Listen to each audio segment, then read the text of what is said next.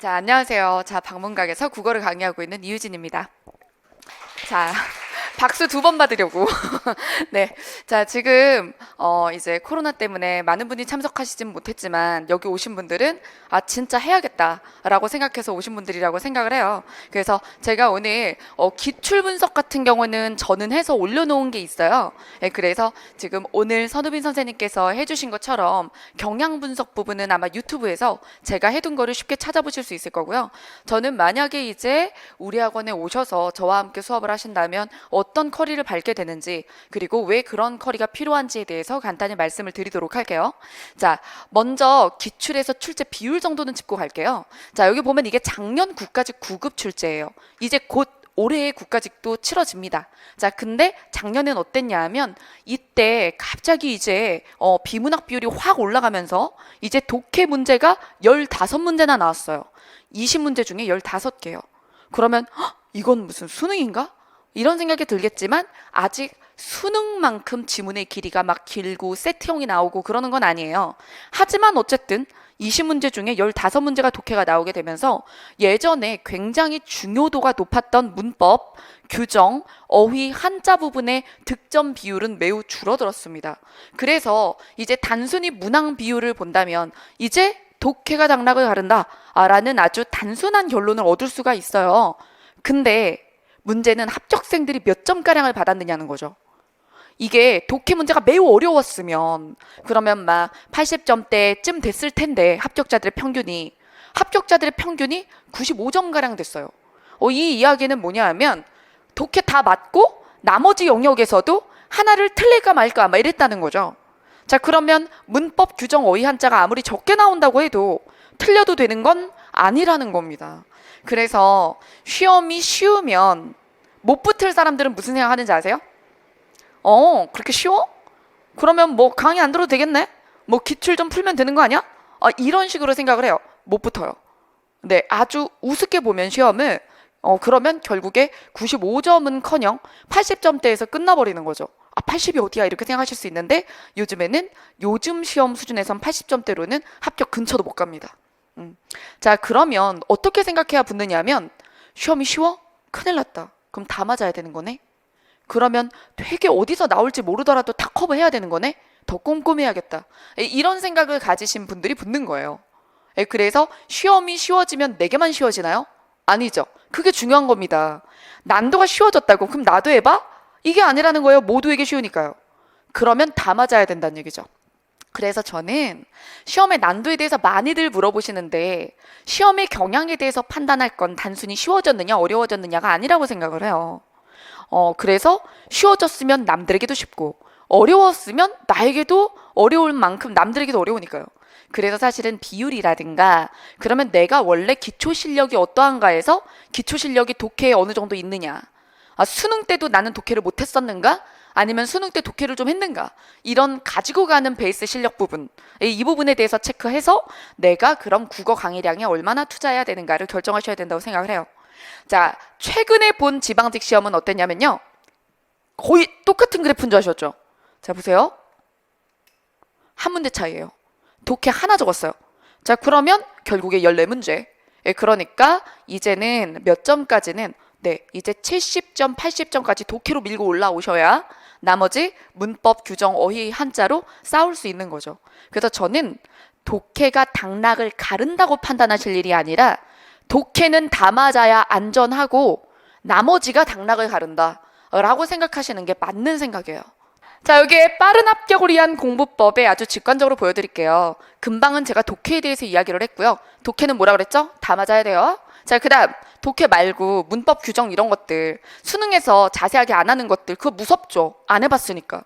그래 알겠다. 독해는 그러면 좀 더 체계적인 훈련을 같이 하면 되겠고 자, 그 다음에 이제 문법 규정은 아예 나는 모르는데 어떻게 하느냐. 사실 문법 규정은 개념어부터 주로 한자어로 이루어져 있고 그리고 영문법 처음 배울 때 기억나죠? 정말 근데 너무 아이러니한 게 우리 모국어라서 모국어 문법을 제대로 배운 적이 없다니까요. 영어 문법을 먼저 배웠잖아요. 그쵸? 솔직히 초등학교나 중학교만 돼도 영어 문법을 배워요. 하지만 국어 문법 체계적으로 배운 적이 있어 학교에서? 없단 말이지. 그러니까 오히려 여러분들은 문법을 들고 나서자면 영문법을 더 잘 알아요. 정말 아이러니한 거죠. 근데 국어 문법에 대해선 진짜 그래서 여러분들이 만약에 외국어 하나를 더 배운다는 마음으로 접근하면 그냥 끝나지. 예. 근데 대부분이 그런 마음가짐을 가져주지 않고 영어의 10분의 1도 노력을 하지 않기 때문에 문법 규정 부분에 대해서 욕만 하고 사실은 노력을 해주지 않기 때문에 그래서 합격 수위까지 못 가는 경우가 많아요. 그래서 문법 규정은 사실 이해 암기가 교차적으로 진행이 돼야 돼요. 자, 일단 기본적으로 선생님이 설명을 해요. 근데 설명을 해서 이해를 했어. 근데 그 순간이야. 그 다음날만 돼도 기억이 안 나요. 왜? 용어 자체가 생소하니까요. 막 어근, 어간 이런 거 영어에서 뭐 썼던 명사, 그래 영어에도 명사가 있지. 알겠지. 근데 영어 문법에서 사용하지 않는 말들이 나왔을 때 그럼 그거를 바로 이렇게 암기도 해줘야 되는데 도구 용어 암기를 안 해준단 말이죠. 어근, 어간, 개나죠. 막 이런단 말이에요. 자, 그러니까 하루 듣고 그날은 이해했어. 그 다음날 몰라 또. 이게 반복이 되는 거예요. 그래서 결국에는 그 문법 규정 자체가 어려운 게 아니라 듣고 계속 까먹는 게 문제예요. 자, 그래서 어떻게 해줘야 되냐면 마구잡이로 넣으면 안 되고요. 주섬주섬 넣으면 안 되고요. 체계적인 카테고리로 머릿속에 정리를 해야 돼요. 그래서 저는 문법 규정 수업을 할 때는 항상 도식을 많이 써요. 그래서 뭔가를 수업을 할 때 그냥 각각 가르치고 막 예시 드는 게 아니라 대부분 수업이 그렇잖아요. 설명해줘, 예시 들어. 설명해줘, 예시 들어. 이런 식이죠. 근데 이게 없으면 안 된다고. 그래서 제가 설명 이전에 이 음운 변동이라는 것에 몇 가지가 있다 뭐 이런 얘기하고 이제 예전에는 동화가 여기 있었지만 이게 교체로 들어가고 이런 과정도 설명해주고 이 밑에 어떤 현상이 있는데 그 다음에 예시 이렇게 들어가서 크게 아까 전에 한국사 같은데 연대표가 있듯이 이해되시죠? 그 연대표를 보고 공부하는 것처럼 먼저 이렇게 도식을 보고 카테고리를 본 다음에 그러니까 목차의 이해라고 보시면 돼요. 왜 이렇게 체계가 생겼지를 이해하고 그 다음에 예시를 하나씩 놓는 거죠. 그래서 이제 혼자서 이제 한 단원이 끝났을 때 백지에다 요걸 그려낼 수 있게끔 만드는 게 이제 목표가 되는 거예요. 이게 실제로 수업을 듣고 나서 한 단원 끝났을 때 이제 제출 받은 거거든요. 근데 이거를 책을 보고 그리든 아니면 혼자 기억으로 그리든 이런 갈무리의 과정이 필요하다는 거예요. 네. 자, 그래서 제가 제안하는 건 333 주기의 학습 비법이에요. 이게 뭐냐면 쉽게는 3시간 3일 13일이에요. 당일 복습, 3일 안에 주말 복습, 그 다음에 보름 안에 복습. 이게 망각을 이기는 망각 곡선을 활용한 주기예요. 여러분 원래 오전에 공부한 걸 오후에 공부하는 게 좋다고 생각하죠? 그거 잘못된 생각이에요. 한 사람은 한 과목을 하루 종일 하는 거를 뇌가 지루해하기 때문에 그럴 때는 집중력 그 그래프가 이렇게 떨어져요. 자, 그래서 어떻게 해야 되냐면 오전에 수업을 들었잖아요? 그거는 야간에 복습하는 거예요. 오후엔 다른 과목, 3일 전에 공부했던 다른 과목 같은 거 아니면 전날 공부했던 다른 과목 봐줘야 돼요. 오히려 일부러 간격을 떨어뜨려야 된다는 얘기죠. 간격을 적절히 떨어뜨려야 돼요. 그래서 아침 수업 듣고요. 그날 야간에 복습을 해주고 그 다음에 3일 뒤에 그럼 3일 뒤쯤 되면 좀 주말 근처 돼요. 그럼 그때 공부해주고 그 다음에 이 단계가 제일 중요한데 대부분 여기까지는 해요. 당일 복습, 주말 복습은 하거든요. 근데 보름 내 복습을 안 해주기 때문에 한 달만 지나면 다 까먹는 거예요. 이렇게 3번을 나눠서 해야 돼요. 근데 3번을 나눠서 할 때 시간을 많이 투자할 필요는 전혀 없어요. 보시면 여러분들이 종합반 들어오면요. 오전에 4시간씩 한 과목을 듣거든요. 저랑 이제 수업을 수요일날 듣게 될 거예요. 종합반 들어오면. 그러면 수요일날 오전에 제가 4시간을 해요. 너무 지겨울 것 같아? 아니 골고루 문법 규정도 하고 독해도 하고 이렇게 섞어서 하기 때문에 전혀 지루하지 않아요.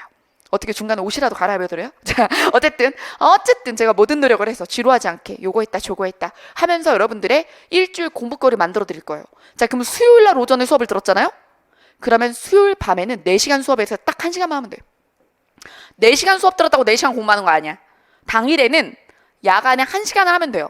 대신 그 주 주말에 2시간을 해줘야 되고요. 보름 안에 1시간 더 해줘야 돼요. 그리고 할 때 방식이 있어요. 제가 이거 과제물 다 주거든요. 자, 당일 복습할 때는 정말 백지에다 키워드만 적어보는 거죠. 그 다음에 주말에는 그날 배운 거, 그 주에 배운 거에 대해서 마인드맵 그려요. 아까 마인드맵 보셨죠? 도식 같은 거. 그 다음에 이제 보름 뒤에 그 책에 수록되어 있는 기출문제 풀어요. 해야 될 일을 나눠서 하셔야 돼요. 그냥 한꺼번에 하면 안 되냐? 그럼 더 빨리 까먹는다니까? 더 빨리 까먹어요. 제가 무리한 거 제안했어요? 아니요. 하루에 몰아서 할 공부 그냥 3번에 나누기만 하라니까? 이게 최고로 좋은 학습법이에요. 제가 진짜 많은 실험을 해봤어요. 그러니까 하루에 한 과목 하는 것도 시켜보고, 그쵸? 그리고 뭐 이런 것들 여러 가지 시도해 봤는데, 근데 이게 최고예요. 예. 자, 그 다음. 자, 여러분 이제 제 커리큘럼을 예로 들어서 이제 방문각에 들어왔을 때 여러분들이 1년 동안 타게 될 필수 커리를 설명을 해볼게요. 여러분들이 이제 수능 같은 경우는 주로 겨울 출발이에요. 맞죠? 그래서 그 해의 수능을 11월에 보고 그 다음에 12월 혹은 1월부터 재수생들 모두 다 출발하죠. 고3이나. 그래서 겨울방학 특강, 윈터 이런 걸로 시작한단 말이에요. 공시는 여름 출발입니다. 왜냐하면 그 다음에 봄에 그래서 4월, 6월 이럴 때 구급 시험이 있기 때문이에요. 올해는 코로나 때문에 좀 변동이 있었어요. 자, 어쨌든 그래서 여름이 이제 고3이 겨울에 시작하는 것 같은 이 계절인 거예요. 그래서 이제 여러분들이 7, 8월에 주로 출발을 하는데 그때 이제 생기초반, 종합반이라는 걸 현장에선 들어오게 되고 인강으로는 이제 생기초, 기초 이런 부분을 하게 되는 거예요. 이때 자 어디서 듣고 들어오신 분들이 이런 생각을 하기 시작해요. 어차피 할 거 올인원에서 또 하는데 그냥 올인원부터 가. 심화부터 그냥 해. 라는 조언을 주변에서 많이 받아요. 자, 근데 그런 조언한 사람들 몇 년 만에 붙었는지 꼭 봐. 아시겠죠? 여러분, 제가 딱 알려드릴게요. 심화부터 해도 되는 사람이 있어. 그럼 뭔가 커리큘럼을 좀 떼고 시작하니까 강의량이 적어지면서 내가 좀 더 앞서 나가는 느낌 들고 커리큘럼에서 남들 생기초 들을 때 내가 그 다음 단계 듣고 있으니까 좀 빠른 스텝 같잖아. 나중에 문 풀 때 보면요. 점수 열어보면 다 똑같아요. 네. 그러니까 그게 빠르다고 생각하는 게 빠른 게 아니고 그래도 되는 사람, 그러면 안 되는 사람이 있는 거예요. 냉정하게 얘기해 드릴게요. 제 시생, 자, 심화부터 해도 되지. 아무리 공부를 엉망으로 했어도 하긴 했으니까. 그러니까 생기초 말고 올인원부터 해도 돼. 네. 그래서 제 시생은 올인원부터 하세요. 자, 그래서 심화부터 해도 돼요. 그러면 현장에서 오후 단과인 거예요. 자, 그 다음 수능 기준으로 알려드릴게요. 이 시험은 수능은 아니고 수능과 경향이 아직 다르지만 공부를 해왔던 국어 선생님 이런 얘기 해도 되나? 라는 게 있어. 그죠? 뭔지 알죠? 공부를 앉아서 얼마나 잘 버티나 인내심은 얼마나 있는지 공부와 관련된 말귀를 알아듣는 능력 공부 머리 그죠? 그거에 득이 왜 없겠어요? 있어요. 분명 유리해요. 여러분들이 이제 생기초부터 하셔야 되는 분들 초시생이다 이면서 수능에서 2등급선 이상이셨던 분들은 올인원부터 하셔도 돼요. 차별하는 거 아니에요. 진짜 가능하거든요. 예, 그래서 한자 어휘력이라든가 한자 자체를 맞출 수 있는 능력 말고요. 원래 아는 어휘력 자체가 좀 달라요. 예, 그렇기 때문에 독해 부분이 어느 정도 안정적이라서 규칙만 잡아주면 되고 이런 것들 때문에 그래서 국어만 하더라도 수능에서 2등급 정도가 안정적으로 나왔던 분들은 생기초 안 하셔도 됩니다. 자, 근데 이 얘기는 뭐죠? 3434, 2424. 자, 제가 수능 때 몇 등급이었어요? 2요. 제일 못 본 등급은요? 내가 그 질문 할 줄 몰랐지? 자, 그렇죠. 제일 못 봤던 때는요? 4요. 그러면 그 친구는 평균 쳐서 3일까? 그 친구는 2등급도 나와봤고 4등급도 나와봤으니까 평균 쳐서 3등급일까? 아니, 그 친구는 등급이 없어. 알 수 없는 거지. 오르락 내리락 했던 사람들은 등급이 없는 거라고 보면 돼요. 예, 그래서 수능에서 안정적으로 2등급이 나왔던 분들은 생기초가 필요 없고요. 그 다음에 2등급부터 4등급까지 왔다 갔다 했든지 맨날 1등급이었는데 수능 때 4를 쳤든지 어쨌든 3 뒤로 넘어가 본 적이 있는 사람은 생기초부터 하셔야죠. 되게 마음 편하지 않아요? 누가 딱 깔끔하게 쳐주니까? 그렇죠? 예, 항상 깔끔하게 쳐드릴게요. 뭘 하고 말고를. 기준 정해서 딱 알려드릴게요. 자, 그 다음 그래서 생기초를 위한 백테마는 그래서 초시생이다나 기초 실력이 없다 좀 기초 실력이 불안정하다 그럴 땐 그럼 재시생들보다 내가 몇 강 더 들으면 되는구나. 과목별로 32강 더 들으면 되는구나. 이렇게 생각하시면 돼요. 과목별로 얘기를 하니까 좀 숨이 막히나요? 그래도 이게 2달 과정이니까 할만합니다. 그래서 여러분들이 오전만 깔끔하게 강의 쓰시면 돼요. 자, 그 다음 자, 이걸 하고 나면 이제 올인원이라는 세계로 가는 거예요. 이게 심화예요. 재시생도 여기부터 추천하고 수능에서 2등급 고정적으로 나오고 그 이상이었다고 해도 여기부터 추천하는 거예요. 대략 몇 강? 100강입니다. 전 영역. 한 과목에 100강이 넘는 과목도 있고요. 한국사는 제가 다 뒤져봤거든요. 다른 과목도 뒤져봤어요. 100강짜리가 없더라고.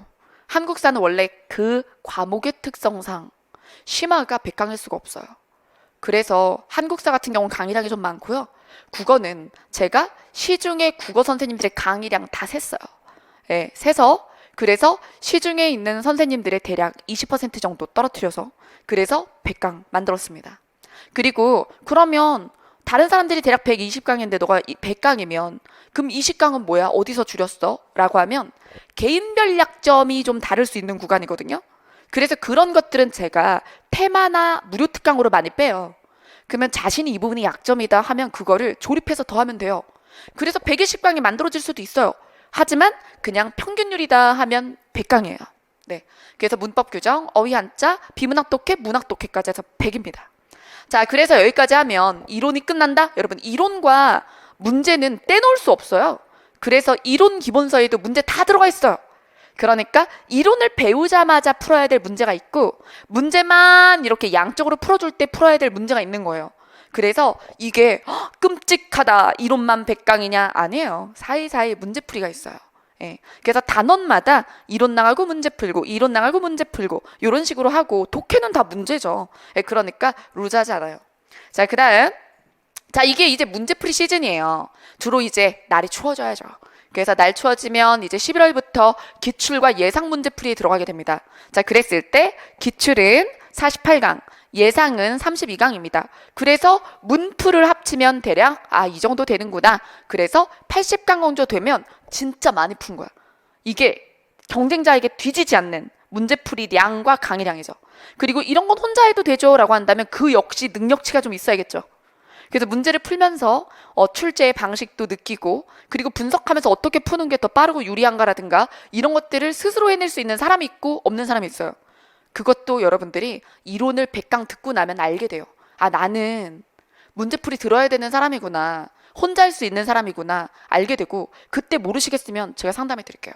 자, 그다음 이제 요거는 이제 모의고사 시즌이에요. 진짜 시험지 같이 생긴 20제짜리를 계속 하는 거죠.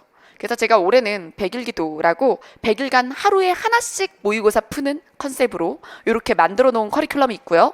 그리고 직전 모의고사들이 있습니다. 그래서 100일기도만 해도 되고 그리고 100일기도에 이런 것들을 난 좀 더 풀래. 다른 과목에서 시간이 조금 남아. 그럼 좀 더 쏟아줄 수도 있고. 그래서 제가 약속드릴 수 있는 건 국어는 어차피 그래봤자 5과목 중 한 과목이에요. 여러분들이 일주일에 제가 봤을 때 합격한 친구들에게 역조사를 해봤을 때 일주일에 학습량은 대략 70에서 80시간입니다. 70에서 80시간이요. 자, 여러분 주말까지 안 쉬면 매일 몇 시간? 10시간 이상이에요. 주말에 쉬면 평일에 12시간 이상입니다. 합격자의 평균입니다. 대신 당해 합격자요. 1년 내 합격한 사람들이요. 제가 그것만 조사했어요. 왜? 사람마다 다르거든.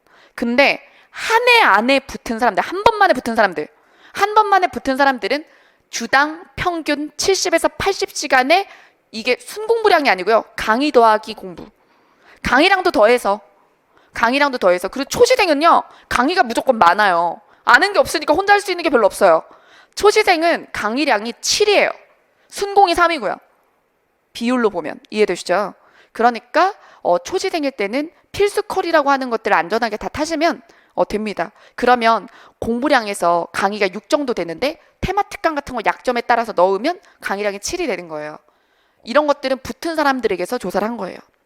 자, 그래서 여러분들이 70시간 내지 80시간 일주일 공부할 때 제가 약속할게요. 절대로 5분의 1을 넘지 않을게요.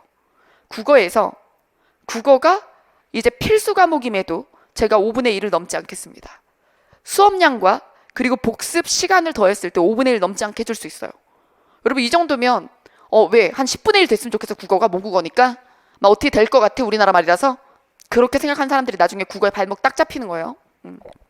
자, 그래서 이게 현장 개강 일정인데 이런 것들은 학원이나 뭐 아니면 제 개인 사이트에서 볼 수 있어요. 자, 저는 합격까지 책임집니다. 제가 아까 전에 합격생들한테 조사해봤을 때 얼만큼 공부하더라 이런 얘기했죠. 근거가 없는 얘기가 아닌 것이 저는요. 합격하고 나서도 그 친구들하고 소통할 수밖에 없는 게 제가 면접 스터디도 해줘요. 그래서 면접 스터디까지 하면 여러분들이 필합한 사람들의 데이터가 나오잖아요. 제가 뭐도 매년 해보냐면 붙은 사람들한테 수능도 풀려봐요. 몇 등급 나오나. 그거 궁금하잖아요. 그렇죠. 그래서 붙기 전에는 천차만별이야. 어떤 사람은 붙기 전에 전 수능 때는 그래도 1등급 맞았어 이런 사람도 있고요. 3위요, 4등급이요, 별의별 사람들이 다 있어요. 심지어 수능을 안 본 사람도 있어요. 저 검고인데요. 이런 사람도 있어요. 시작은 다 달라. 근데 붙은 사람들을 역조사, 붙고 나서 당해 수능을 풀려봤을 때 2등급 후반이 나와요. 거의 다 2등급 후반이에요. 그러면 이 시험도 독해가 15문제 정도 나왔을 때 독해를 다 맞는 수준은 2등급 후반이란 얘기예요. 자, 그럼 여러분들 수능 때 몇 등급 맞았습니까? 수능을 본 지 몇 년 됐습니까? 2등급 후반까지 끌어올려 드릴게요. 1년 안에. 1년 안이 뭐야? 안 걸려. 7개월? 6개월? 안에 끌어올려 드릴 수 있어요. 왜? 이건 교양 독서하는 사람을 만드는 게 아니라 답안 결정하는 사람을 만드는 거기 때문에. 자, 그래서 저는 제가 다음 카페에 질문이 하루에 30개, 50개 사이로 올라오거든요. 제가 다 대답해요. 그래서 좀 간결하긴 한데요. 연구원이 답하지 않고 제가 답합니다. 고민에 대해서도, 커리에 대해서도, 국어에 대해서도 다 제가 답변 달고 있어요. 예. 자, 그 다음에 유튜브 채널. 그래서 제 무료 특강이라든가 아니면 이제 공부법이라든가 이런 것들 지금 유튜브 채널이 따로 있거든요. 방문각 채널도 있고요. 제 채널도 또 따로 있어요. 예, 그래서 거기서도 제가 그간 기출 분석한 거라든가 이런 거 보실 수 있어요. 자, 그 다음에 제 면접 스터디. 붙기만 하세요. 적어도 면접 때문에 떨어지긴 하네. 하지만 배수 밖으로 이상하게 붙으면 이해되죠? 그거는 배수 밖으로 붙었을 때 면접 때문에 떨어지는 게 아니에요. 이해되시죠? 그러니까 저는 면접 전문 강사는 아니기 때문에 미흡을 맞지 않게 도와드릴 수 있으나 우수는 난 모르겠다. 자, 그렇죠. 자, 그러니까 저한테 우수 기대하고 오시면 안 되고 미흡 받아서 점수가 1배수 아닌데 떨어지지 않게 해드릴 수 있어요. 지금까지 제 스코어가 그래요. 예. 자, 그 다음. 자, 변화하는 공시국어. 변화하는 이었는데 이제 한으로 바꿔야 돼요. 엄청 변화했죠. 여러분 3년 전이랑 딴판이에요. 공시국어 판도가 바뀌었고 저 엄청나게 인지도가 올라갔죠. 왜? 독해 때문이에요. 예, 그래서 여러분들한테 국어를 불안하지 않은 과목, 복불복이 아닌 과목으로 만들어 드리도록 하겠습니다.